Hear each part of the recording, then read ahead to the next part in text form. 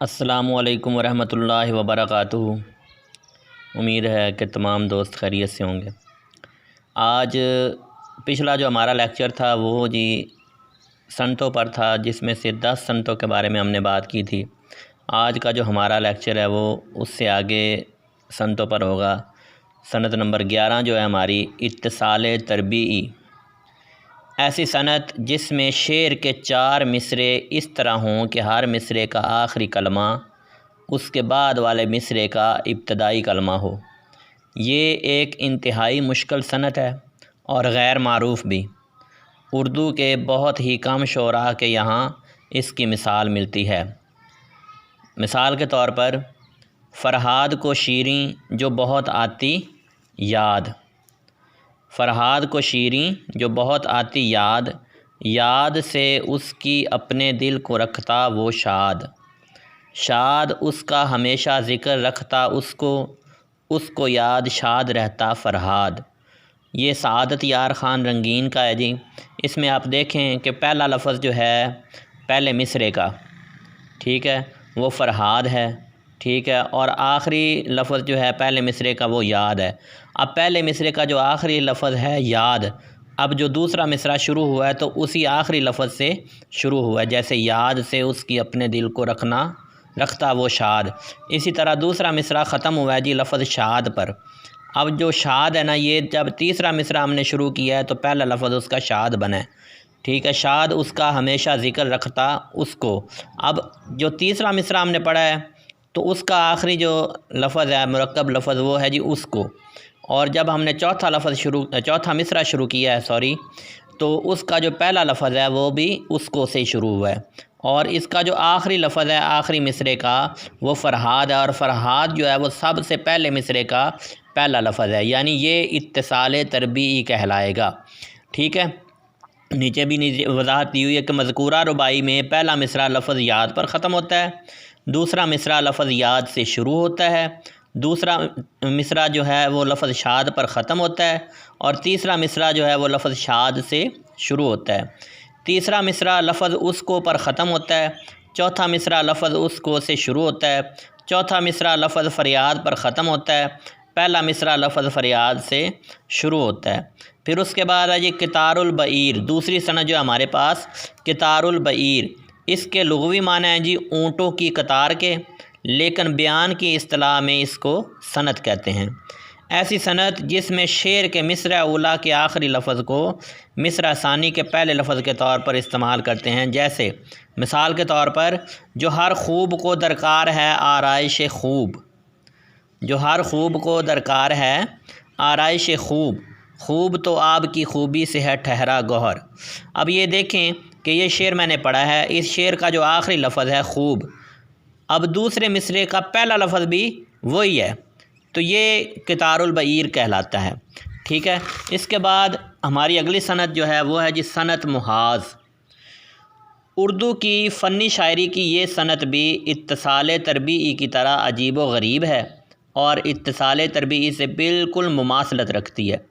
فرق صرف اتنا ہے کہ اس میں پہلے مصرے کا آخری لفظ دوسرے مصرے کا پہلا لفظ، دوسرے مصرے کا آخری لفظ تیسرے مصرے کا پہلا لفظ، اور تیسرے مصرے کا آخری لفظ چوتھے مصرے کا پہلا لفظ، مگر چوتھے مصرے کا آخری لفظ پہلے مصرے کا پہلا لفظ نہیں ہوتا، جیسا اتصال تربیعی میں ہوتا ہے۔ مثال کے طور پر گردن تیری شیشہ آنکھ ہے پیمانہ، گردن تیری شیشہ آنکھ ہے پیمانہ، پیمانہ کی طرح چال ہے مستانہ، مستانہ ہر ایک روش ادائیں سرشار، سرشار نگہ ساقی میں خانہ۔ اب یہ دیکھیں کہ جو میں نے شعر پڑھا ابھی رباعی پڑھی ہے، اس میں پہلا مصرے کا جو آخری لفظ ہے وہ دوسرے مصرے کا پہلا ہے، اور دوسرے مصرے کا جو آخری لفظ ہے وہ تیسرے مصرے کا پہلا ہے، اور تیسرے مصرے کا جو آخری لفظ ہے وہ چوتھے مصرے کا پہلا ہے۔ لیکن جس طرح اتصال تربیعی میں جو پہلے مصرے کا پہلا لفظ ہوتا ہے وہ آخری مصرے کا آخری لفظ ہوتا ہے، لیکن اس میں وہ چیز نہیں ہے، بس اتنا سا فرق ہے سنت اتصال تربیعی میں اور سنت محاذ میں۔ اس کے بعد ہے آگے سنت ترسی۔ اس سنت میں شعر کے دوسرے مصرے کے تمام الفاظ پہلے مصرے کے تمام الفاظ کے ہم قافیہ ہوں۔ مثلا اغنیا پلتے ہیں در سے، وہ ہے باڑا تیرا، اغنیا پلتے ہیں در سے، وہ ہے باڑا تیرا، اصفیا چلتے ہیں سر سے، وہ ہے رستہ تیرا۔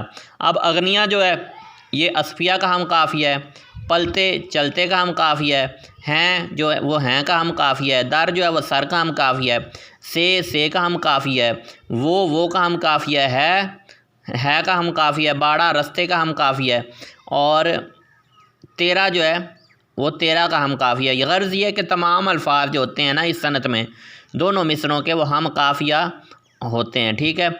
اس شعر کے دونوں مصرے مکمل طور پر ہم قافی ہیں۔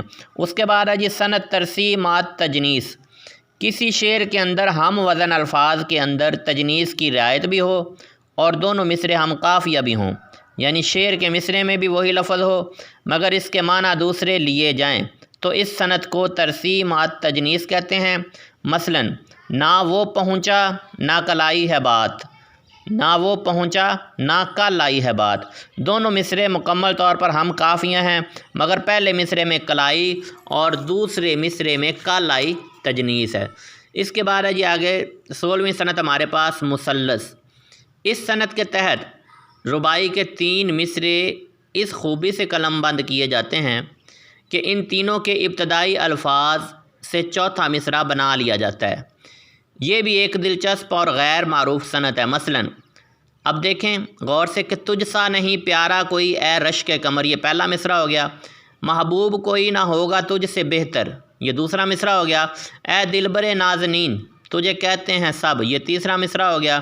اور چوتھا جی تجھ سا نہیں محبوب کوئی اے دلبر، جو کہ پہلے تینوں مصروں کے پہلے 3 الفاظ سے مل کر بنا ہے۔ کتنی خوبصورت صنعت ہے جی یہ مثلث، کہ پہلے 3 مصروں کے پہلے 3 الفاظ جو ہیں نا وہ آپس میں مل کر چوتھا مصرع بنا دیتے ہیں، جیسے تجھ سا نہیں محبوب کوئی اے دلبر، ٹھیک ہو گیا۔ اس کے بعد ہے یہ آگے مربع، 17ویں صنعت ہے ہمارے پاس مربع۔ یہ بھی اردو کی دلچسپ ترین صنعت ہے۔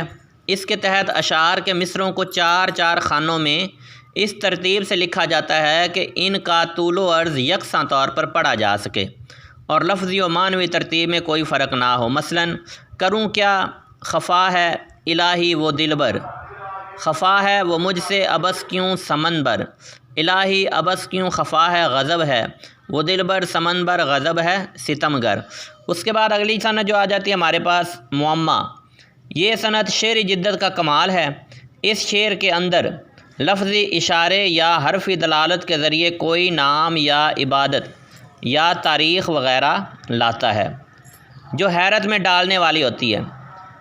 مثلاً مومن خان مومن نے حضرت شاہ عبدالعزیز محدث دہلوی کی تاریخ وفات درج ذیل شعر سے استخراج کی ہے، جو صنعت معمہ کی انتہائی نادر مثال ہے، یعنی ایسی مثال کہیں نہیں ملتی۔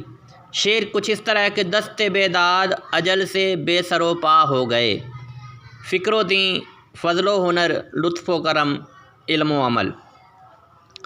درج بالا شعر کے دوسرے مصرے کے الفاظ فکر دین فضل ہنر لطف کرم علم عمل کو بے سر و پا کر دیجئے، یعنی ہر لفظ کا پہلا اور آخری حرف نکال دیجئے، باقی بچے۔ اب دیکھیں کاف، جب ہم فکر کا پہلا اور آخری حرف نکالیں گے تو ہمارے پاس باقی کیا بچے گا؟ کاف۔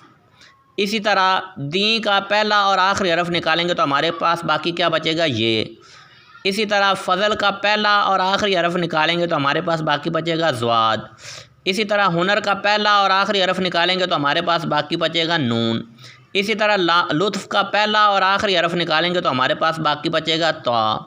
اسی طرح کاف اور میم کو نکال دینے سے باقی جو بچتا ہے کرم میں وہ رے رہ جاتا ہے۔ اسی طرح علم کا پہلا اور آخری حرف نکالیں تو باقی ہمارے پاس بچتا ہے جی لام۔ اسی طرح عمل میں عین اور لام کو خارج کر دیا جائے تو باقی جو بچتا ہے ہمارے پاس وہ میم ہے۔ اب ان حروف کے جو اعداد ہیں نا ان کو نیچے لکھنا ہے، ٹھیک ہے۔ جیسے کاف کا جو عدد ہے وہ 100 ہے، یہ کا 10 ہے، ضاد کا 800 ہے، نون کا 50 ہے، طا کا 9 ہے، رے کا 200 ہے، لام کا 30 ہے اور میم کا 40 ہے۔ ان حروف کے اعداد کو جمع کیا جائے تو 1239 ہجری برآمد ہوتا ہے، یعنی ان کو جب ہم جمع کرتے ہیں تو 1239 برآمد ہوتا ہے، اور یہی شاہ عبدالعزیز محدث دہلوی کی تاریخ رحلت ہے، ٹھیک ہے، اس کے بعد ہماری جو 19ویں سنت ہے وہ ہے جی محملہ، اس کو عاطلہ اور تعطیل بھی کہتے ہیں۔ یہ وہ سنت ہے جس میں شعر کا ہر حرف غیر منقوطہ ہوتا ہے، یعنی جس پر ہر حرف ایسا ہوتا ہے جس پر کوئی نقطہ نہیں ہوتا۔ مثلا ڈر رہا اللہ کا، اعمال کا، کردار کا، وسوسہ ہر دم رہا دل کو معال کار کا۔ اب اس شعر میں کوئی ایسا لفظ نہیں ہے جس کے اوپر نقطہ موجود ہو، یا کوئی ایسا حرف موجود نہیں ہے جس کے اوپر نقطہ موجود ہو، ٹھیک ہے۔ اب اس کے بعد آخری سند جو آج کی ہمارے اس لیکچر کی کہ منقوط، یہ سند منقوط ایسی شعر یا کلام میں تمام حروف منقوط ہوں، اسے سند منقوط کہتے ہیں۔ مثلا نے تیغ نے شکی بچے، نے تیغ زن بچے، نے تیغ نے شکی بچے، نے تیغ زن بچے، بینی بچی نہ چین جبیں بچی، نہ چین جپیں نہ زقن بچے۔ یہ انیس کا شعر ہے جی، اس میں تمام الفاظ جو ہیں نا اور تمام حروف ہیں وہ سارے کے سارے منقوط ہیں، یعنی کوئی بھی ایسا حرف نہیں ہے جس میں نقطہ نہ ہو۔ تو دوستو یہ ہمارا آج کا دوسرا لیکچر سنتوں پر مکمل ہوا۔ انشاءاللہ اگلے لیکچر میں ہم بقیہ جو سنتیں ہیں، اگلی 10 سنتیں، ان پر بات کریں گے۔ شکریہ۔